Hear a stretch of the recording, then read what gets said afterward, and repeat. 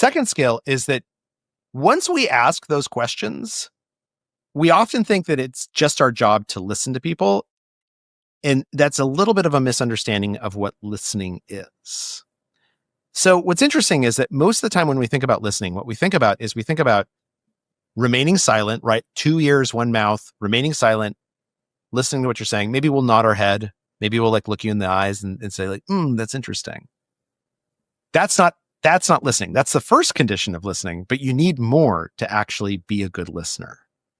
And in part, it's because particularly when we're talking about something that's really sensitive or really important or really controversial or something we feel conflict over, that we disagree with each other, there's always a sneaking suspicion in the back of our heads that you are not actually listening to me. You're just waiting your turn to speak.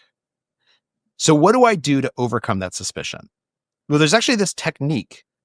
Let me give you the answer. The answer is that you have to prove that you're listening. You have to prove to the person you're paying attention. And there's actually this technique that they teach at like Harvard and Stanford and all these other fancy schools that's called looping for understanding. And this is what it is. There's 3 parts to this.